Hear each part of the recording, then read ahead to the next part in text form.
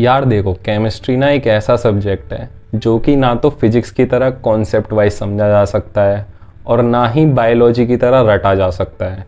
ये ना एक टोटली डिफरेंट सब्जेक्ट है जिसमें ना मोस्ट ऑफ द स्टूडेंट्स को दिक्कत होती है। मुझे खुद दिक्कत होती थी। मेरे पहले 30s 40s में मार्क्स आते थे। फिर मैंने ऐसे क्या चेंजेस करे जो कि आपको भी करने चाहिए, जिससे मेरे केमिस्ट्री के मार्क्स धीरे धीरे 150 की रेंज में आना शुरू हो गए। और यार कुछ दिन पहले ना मैंने एक पोल डाली थी, उसमें मैंने पूछा था कि आपको मतलब दिक्कत किस चीज़ में होती है। तो मोस्ट ऑफ द स्टूडेंट्स ने फिज़िकल केमिस्ट्री बताया था और इनऑर्गेनिक और ऑर्गेनिक में लगभग 50-50 था। सबको मतलब दिक्कतें तो केमिस्ट्री में हो ही रही हैं, ये तो पता चल गया है। तो यार मैं इस वीडियो में आपको बताऊंगा कि आपको किस तरह से केमिस्ट्री पढ़नी है, जिससे कि आपके जो मार्क्स हैं जो बहुत कम आ रहे हैं वो धीरे धीरे इंक्रीज होना शुरू हो जाए। So hello everyone, my name is Abhay Pratap Singh and I am currently A second year MBBS student. तो यार जैसे कि हम सबको पता है, केमिस्ट्री 3 पार्ट्स में डिवाइडेड है: फिजिकल केमिस्ट्री, इनऑर्गेनिक केमिस्ट्री और ऑर्गेनिक केमिस्ट्री। और देखो ना आजकल मतलब 33%, 33% और 33%, मतलब तीनों इक्वल वेटेज कवर करते हैं मार्क्स का। एक दो क्वेश्चन इधर उधर हो जाता है लेकिन लगभग सेम ही क्वेश्चंस आते हैं। तो हमें ना इक्वली इंपॉर्टेंस देना है तीनों पार्ट्स को। तो सबसे पहले बात करते हैं हम इनऑर्गेनिक केमिस्ट्री की। देखो यार, मैं क्या दिक्कत करता था ना, जो कि आप भी कर रहे होंगे, मैं इनऑर्गेनिक को ना समझने की कोशिश करता था कि मैं ना उसके कॉन्सेप्ट समझता था कि ये कैसे हो रहा है, क्यों हो रहा है। लेकिन ना धीरे धीरे मुझे समझ आने लगा था कि इनऑर्गेनिक यार ना टोटल रट्टाफिकेशन है, टोटल। तो आपको भी ना सिर्फ इनऑर्गेनिक केमिस्ट्री को सिर्फ रट्टा लगाना है, सिर्फ। और किस चीज़ का रट्टा लगाना है? NCERT, सिर्फ और सिर्फ NCERT का रट्टा है। देखो, आप बायोलॉजी तो रट ही रहे हो, अब उसी तरह से ना आपको इनऑर्गेनिक भी रटनी है पूरी, और सिर्फ PYQs करने हैं उसके अलावा कुछ नहीं करना, सिर्फ PYQs और रट्टाफिकेशन। देखो यार, आप तैयारी कर रहे हो, इस टाइम पे आपका ना ब्रेन उसी तरह से काम कर रहा होता है कि आपको चीज़ें रटने में भी आसानी हो जाती है। तो आप ना बस NCERT लो इनऑर्गेनिक की और रटना शुरू करो, सिर्फ वही काम आने वाला है। आप कितने भी कॉन्सेप्ट्स समझ लो, कितना भी कुछ भी समझ लो, लेकिन जब लास्ट होगा आएगा ना तो आपको समझ आ जाएगा कि रट्टा ही लगाना है इनऑर्गेनिक का। आप किसी भी टॉपर को देख लो, किसी भी बच्चे को देख लो जिसका सिलेक्शन हुआ हो या जिसके मार्क्स इनऑर्गेनिक में बहुत अच्छे आते हों, उसने सिर्फ रट्टा ही लगाया होगा और सिर्फ NCERT है, कोई और बुक नहीं करी होगी।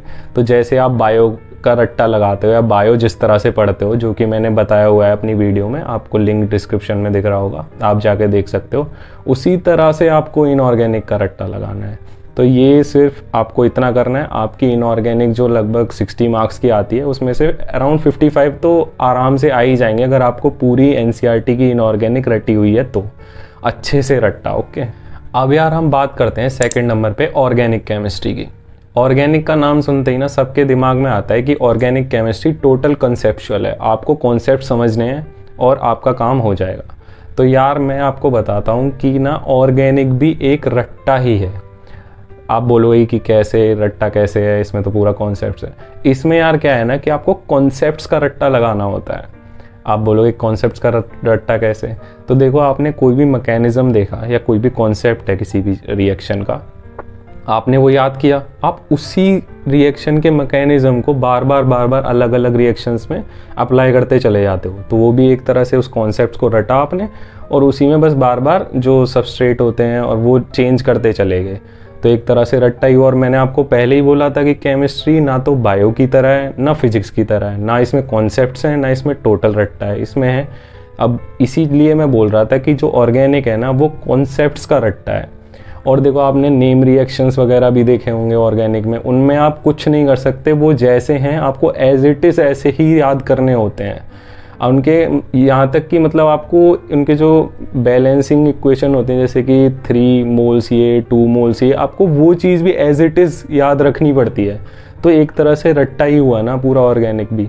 तो बस अब ये होता है कि इसमें जैसे प्रॉब्लम्स वगैरह ज़्यादा आती हैं तो उसके लिए आप PYQs करो, और PYQs करते करते आपको आप देखोगे कि एक्सेप्शन से भी बहुत ज़्यादा क्वेश्चन आते हैं ऑर्गेनिक में। जो एक्सेप्शन होगा ना वो क्वेश्चन ज़रूर आया होगा। तो इस चीज़ को आप ज़्यादा थोड़ा ध्यान में रखना जब ऑर्गेनिक पढ़ो, कि एक्सेप्शंस को बहुत अच्छे से रटो, ठीक है, और बहुत अच्छे से याद रखो कि इस रिएक्शन में क्या एक्सेप्शन था या ये मैकेनिज़्म कौन सी रिएक्शन में यूज़ नहीं हो रहा था, ये अलग से याद रखना है आपको, ठीक है, तो ये ऑर्गेनिक को टैकल करने का तरीका था। अब हम तीसरे नंबर पे बात करते हैं जो कि बहुत ज़्यादा बच्चों को दिक्कत देती है, वो है फिज़िकल केमिस्ट्री। फिज़िकल केमिस्ट्री में मैं बता रहा हूँ कि 50% जिनकी केमिस्ट्री जो वीक है ना, वो फिज़िकल केमिस्ट्री की वजह से वीक होगी। वो कैसे? क्योंकि देखो फिज़िकल केमिस्ट्री एक तो पूरा फार्मूलाज वगैरह पूरी फिज़िक्स की तरह है। अब इसको आपको देखो आसान कैसे करना है, मैं अपना बताता हूँ। मेरी ना फिज़िकल केमिस्ट्री में सबसे ज़्यादा स्ट्रॉन्ग थी। अब मैं सच बता रहा हूँ ये, और मैं बताता हूँ कि कैसे वो स्ट्रॉन्ग थी, कैसे मैंने इसको टैकल किया।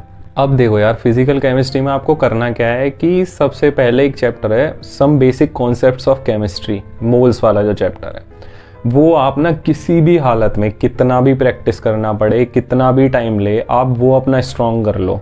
वो मैं क्यों बोल रहा हूँ, क्योंकि ना वो यार हर जगह यूज़ होता है पूरी फिज़िकल केमिस्ट्री में, 11th हो चाहे वो 12th की हो।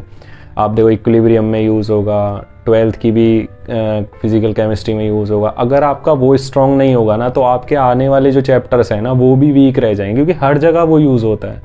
और ना देखो जैसा होता है कि उसमें जो फॉर्मूलेज हैं वो तो आपको रटने ही रटने हैं, क्योंकि वो तो याद रखना ज़रूरी है, उसके बिना काम बनेगा ही नहीं आपका फिज़िकल केमिस्ट्री में। और दूसरा है कि आपको ना स्मार्ट वर्क करना है। अब देखो स्मार्ट वर्क कैसे करना है आपको केमिस्ट्री में, कि कुछ चैप्टर्स हैं जिन्हें आप अगर कर लोगे ना, तो आपकी फ़िज़िक्स के वो वाले जो सेम चैप्टर्स फिज़िक्स में भी हैं कुछ, तो वो भी आपके स्ट्रॉन्ग हो जाएंगे। तो सबसे पहले आप मोल्स वाला चैप्टर कर लो, उसके बाद इन दो चैप्टर ऐसे हैं, अगर आपने ये कर लिए तो आपके 2-3 चैप्टर फिज़िक्स के भी हो जाएंगे। आपको ना सबसे पहले एटॉमिक स्ट्रक्चर और थर्मोडायनेमिक्स, ये 2 चैप्टर कर लो आप, क्योंकि ये चैप्टर ना फिज़िक्स में भी हैं सेम। अगर आपने यहाँ पे एटॉमिक स्ट्रक्चर कर लिया तो फिज़िक्स में आपकी जो न्यूक्लियर फिज़िक्स है, रेडियो एक्टिविटी, एटॉमिक स्ट्रक्चर वहाँ पे भी है, ये सारे चैप्टर्स भी आपके हो जाएंगे। तो आपको ना अलग से पढ़ने की ज़रूरत नहीं पड़ेगी, बस आपको वहाँ के भी PYQ कर लोगे तो आपके वो चैप्टर्स भी कंप्लीट हो जाएंगे। दूसरा है थर्मोडायनेमिक्स उधर भी है, वहाँ पे भी आपको सेम चीज़ करनी है, बस PYQ करने रह जाएंगे। तो ये 2 चैप्टर आपके ना फिज़िक्स भी स्ट्रॉन्ग कर रहे हैं एक तरह से, यहाँ पे भी नंबर दिलवा रहे हैं आपको, वहाँ पे भी। तो ये हो गया स्मार्ट वर्क।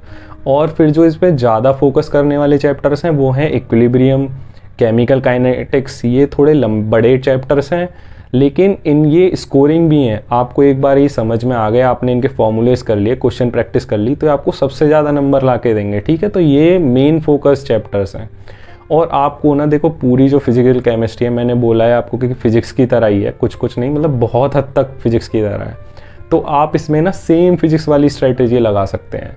वो आप मेरी ना वीडियो जाके देख सकते हैं फिज़िक्स वाली, जो मैंने आपको पहले बना रखी है, उस पर आप देख सकते हैं कि मैंने क्या स्ट्रेटेजी यूज़ की थी फिज़िक्स में। वही आप सेम स्ट्रेटेजी फिज़िकल केमिस्ट्री में भी यूज़ कर सकते हैं। और यार अब बात करते हैं कि शॉर्ट नोट्स किस में बनाने हैं और किस में नहीं। तो देखो यार ऐसा है कि इनऑर्गेनिक में आप शॉर्ट नोट्स बना सकते हो, मतलब जल्दी से रिवीजन करने के लिए।